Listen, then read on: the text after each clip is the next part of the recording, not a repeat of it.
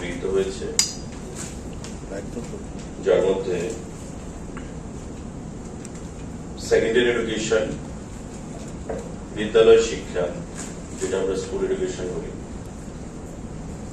300 vacant post graduate teacher PGT তা নিয়োগ করা হবে। 300 পোস্ট গ্রাজুয়েট টিচার নিয়োগ করা হবে। তার মধ্যে সোসিওলজির 75 জন 75, সাইকোলজি 75, জিওগ্রাফি 75 এবং economics 75, all put together 300. I repeat, PGT Sociology 75, 75, PGT Psychology 75, 75, PGT Geography 75, PGT Economics 75.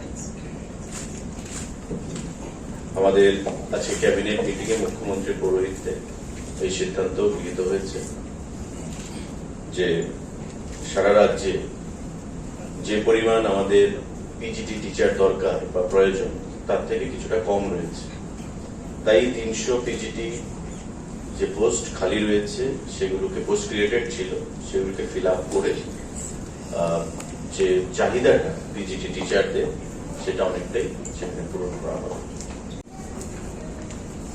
64 graduate teacher পূরণ করা হবে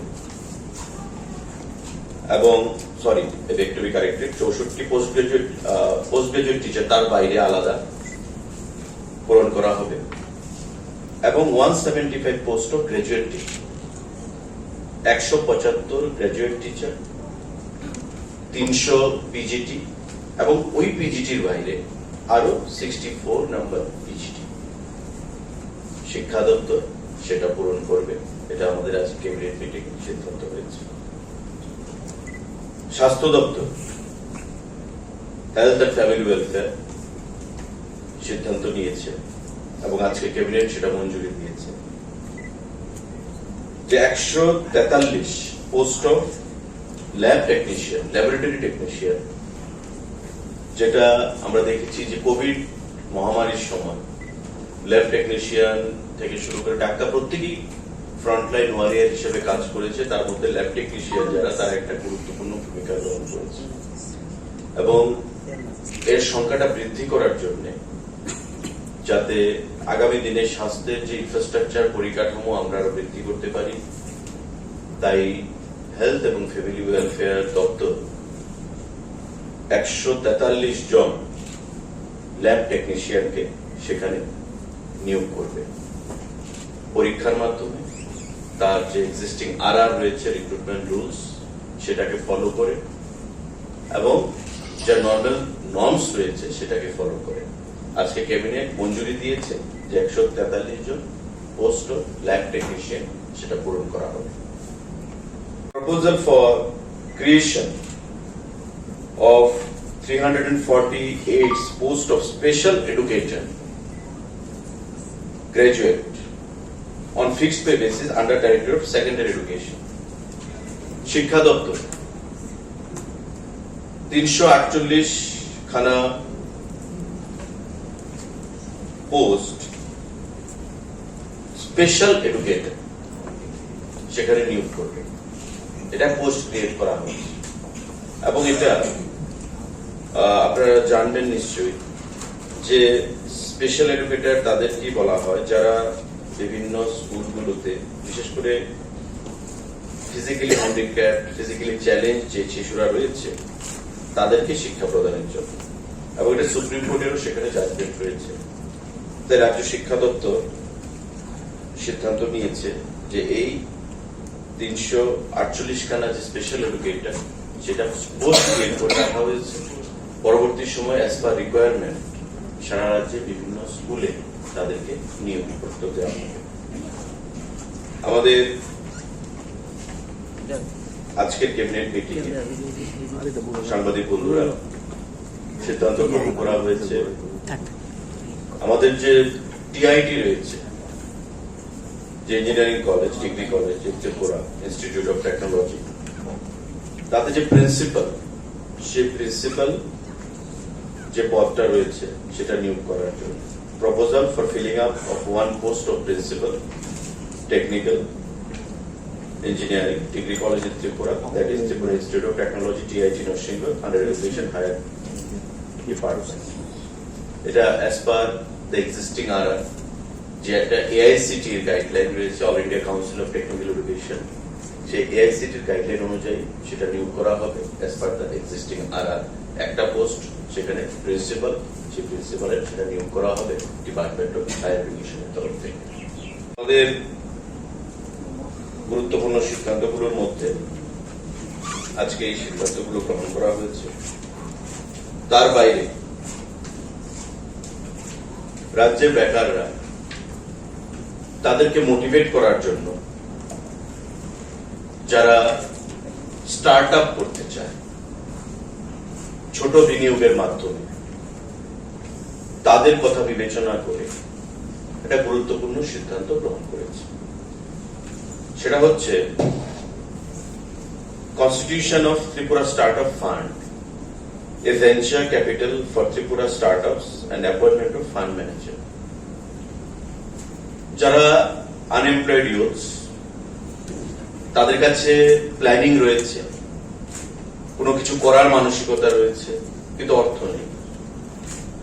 আমরা আগে দেখতাম ব্যাংক থেকে লোন তারা অ্যাপ্লাই করতো অথবা প্রাইভেট বোরোইংস তারা করতো হাই ইন্টারেস্ট রেট, কিন্তু অনেক সময় যেহেতু ইন্টারেস্টের বার্ডেন থাকতো বা ব্যাংকের ঋণ দিতে হবে তার একটা বার্ডেন থাকতো, তার জন্য অধিকাংশ জায়গায় তারা মুনাফা বা প্রফিট অর্জন করতে পারে এবং মাঝখানে গিয়েই সে ব্যবসা বা ভেঞ্চার যেটা তারা তৈরি করেছে সেটা মুখ থুবড়ে পড়তো আমরা দেখতাম। তাই তাদের কথা বিবেচনা করে রাজ্য সরকার সিদ্ধান্ত নিচ্ছে এবং আজকে ক্যাবিনেট সেটা মঞ্জুরি দিয়েছে যে রাজ্য সরকার একটা কর্পাস ফান্ড থাকবে প্রায় 50 কোটি টাকা, এবং সেই ফান্ড তার মধ্যে 15 কোটি টাকা রাজ্য সরকার বহন করবে, মানে কন্ট্রিবিউট করবে। একটা ফান্ড ম্যানেজার, যেমন আমাদের নেট ফি রয়েছে এবং আমাদের সেট ফি, আমাদের আলোচনা হয়েছে যে ফান্ড ম্যানেজার হিসেবে সিডভি ভেঞ্চার ক্যাপিটাল তারা 10 কোটি টাকা বহন করবে, অর্থাৎ রাজ্য সরকার 15 কোটি, সিডভি 10 কোটি, 25 কোটি।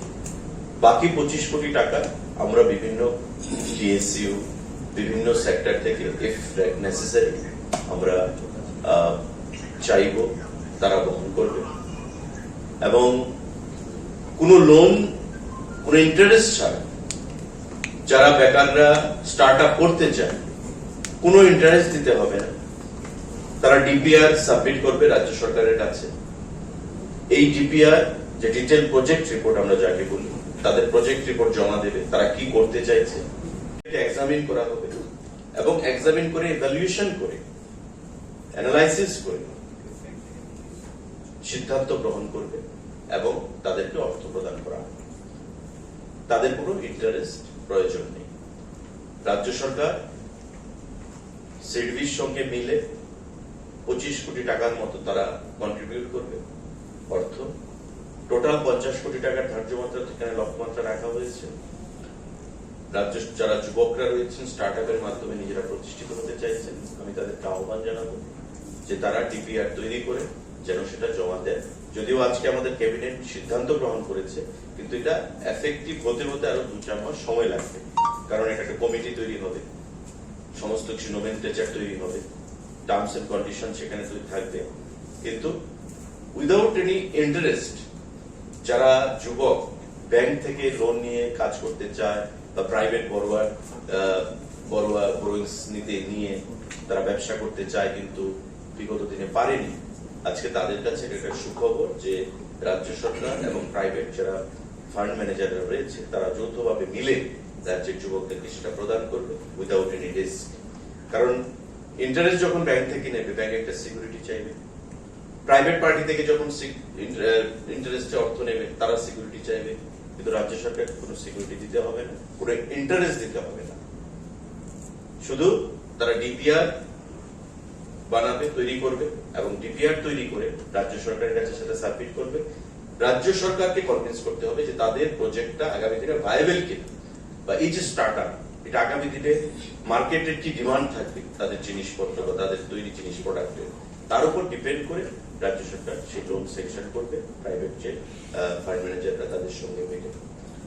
তো এটা নীতিগতভাবে আজকে সিদ্ধান্ত হয়েছে।